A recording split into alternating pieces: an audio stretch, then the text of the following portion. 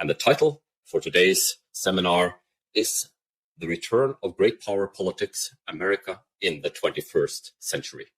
We find ourselves in early February 2022, and I would like to invite you, Professor John Mearsheimer, to give some introductory remarks on the grand topic for today. It's a great pleasure to be here today and talking about this important subject. What I'd like to do is I'd like to talk about American grand strategy today at a very general level. And then I'd like to talk about specifically how it applies to Europe.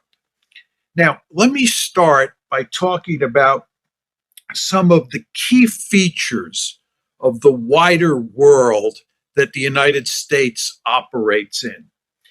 And here I think there are 2 points of great importance that I would like to emphasize. The first point is that we today operate in a multipolar world. We have left behind the unipolar world. When I was born in December of 1947, the United States operated in a bipolar world. There were 2 great powers, the United States and the Soviet Union. Then when the Cold War ended, we went from bipolarity to unipolarity. The United States was by far the most powerful state on the planet, and that unipolar world existed from roughly 1990 to 2017. In about 2017, we were clearly moving out of unipolarity into multipolarity. And it's very important when you think about American grand strategy today to understand that it was very different from American grand strategy in the unipolar world. Almost everybody in the audience grew up in the unipolar world. You want to understand that world is gone. We're now in a multipolar world, and the United States is going to behave differently in that multipolar world than it did in the unipolar world. And in that multipolar world, there are 3 great powers, obviously, the United States, China, and Russia. And of those 3 great powers, the United States is by far the most powerful, and China is, at this point in time, a peer competitor of the United States. Russia, on the other hand, is the weakest of those 3 great powers. But nevertheless, those 3 great powers comprise the multipolar system that we're now in that is very different from the unipolar system that you all knew for many years. Now, the second point I want to make about the strategic environment, the broader strategic environment, is that over the course of American history, Europe has been the most important area of the world for the United States. Even though the Japanese attacked the United States at Pearl Harbor, Europe was the most important theater of the war from December 7, 1941 until the war was concluded in August 1945. Europe mattered more than Asia did. When I was young, during the Cold War, we used to say there were 3 areas of the world outside of the United States that were worth fighting and dying for. 1, and most importantly, was Europe. 2 was Northeast Asia. And number 3 was the Persian Gulf. Well, for the first time in American history, Europe is no longer the most important area of the world for the United States. Indeed, East Asia is today the most important area of the world because, of course, that's where China is located. The Persian Gulf is the second most important area of the world for the United States because that's where oil is, and the Chinese are deeply interested in the Persian Gulf because they get roughly 25% of their oil from the Gulf. So East Asia is number 1, the Persian Gulf is number 2, and Europe, which again has historically been the most important area for the United States, is the 3rd most important area. And it is a distant 3rd. And it's a distant 3rd because there is no peer competitor in Europe. Russia is surely a great power, as I emphasized before, but it is not China. It is not a peer competitor. So what you see is First of all, we've moved from unipolarity to multipolarity, which has great consequences. And second, we've moved into a world where Europe is no longer the most important area of the world for the United States for strategic reasons. Indeed, it is the third most important. Now, let me talk a little bit about what's going on in Europe today with regard to the United States. One might think that given the Ukraine crisis and given America's involvement in that crisis, which of course involves Russia, that what I said is really not true. After all, it appears that Europe is very important. I think that's not the case. I think it's very important to understand that the Ukraine crisis is a vestige of the unipolar moment. What exactly do I mean by that? During the unipolar moment, the United States pursued a policy of liberal hegemony. The United States decided, when the Cold War ended, that it was going to turn Europe into a giant zone of peace.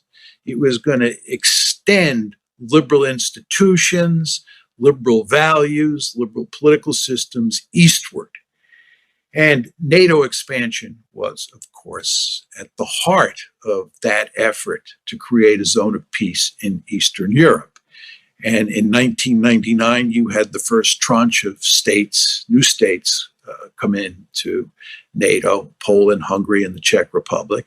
Then in 2004, you had another tranche of East European states come into NATO. But then in 2008, it was actually April 2008 at the Bucharest summit, NATO made a fundamental mistake. It declared at the end of that NATO summit that Ukraine and Georgia would become members of the alliance. The Russians made it unequivocally clear at that point in time that that was not going to happen. They drew a red line in the sand. They said that Ukraine and Georgia are not becoming part of NATO. And as you all know, in August of 2008, no accident, you had a war over Georgia. And in February of 2014, a major crisis broke out over Ukraine, which eventuated in a war between Russia and Ukraine, and Russia taking the Crimean Peninsula from Ukraine. That crisis continues to this day, and indeed it is heated up in recent times. So the point that I'm trying to convey to you here is that this is not a new crisis. This is an old crisis that is a vestige of the foolish policies that the United States and its West European allies pursued during the Cold War. Now, I want to make it clear that this crisis is a disastrous crisis. It's a disastrous crisis for a lot of reasons. First of all, there's no solution to it. NATO is deeply committed to bringing Ukraine into the alliance, and the Russians are deeply committed to preventing that from happening. And how you satisfy both sides with regard to that issue is hard to understand. I can't fathom how we do it. So I don't see a solution to it. Furthermore, it's a disaster from an American point of view because Russia's not a threat to the United States. It's just not a serious threat. The United States does face one serious threat. It has a peer competitor in China, not Russia. So we should not be fooling around dealing with Russia when we have this threat in East Asia. This brings me to my final 2 points, which cannot be emphasized enough. Because we are focusing so much attention on Russia, unnecessary attention on Russia, we are unable to fully pivot to East Asia to deal with the China threat. This is disastrous. And furthermore, we are in effect driving the Russians into the arms of the Chinese. This is a violation of Realism 101. If you're in a world where there are three great powers, and one of those great powers is an existential threat to you, and that's how we view China, then you want the Russians on your side of the ledger. You don't want the Russians to be allied with China. But what the United States is foolishly doing is pushing the Chinese into the arms, pushing the Russians into the arms of the Chinese, and at the same time making it difficult for the United States to pivot out of Europe and pivot to East Asia, where our security interests are greatest. So all of this is to say that what is happening in Europe today, especially with regard to Ukraine, is bad news for U.S. grand strategy. In fact, the United States should be pulling its forces out of Europe and focusing on East Asia, not making a bad situation with Ukraine worse. Thank you. We have been discussing these issues for some years now, since I first reached out to you as a young fledgling PhD student. And I think your argument comes across succinctly and easy to understand. The game has changed. The polarity of the international system has changed. And it's only to be expected that the world should be played differently.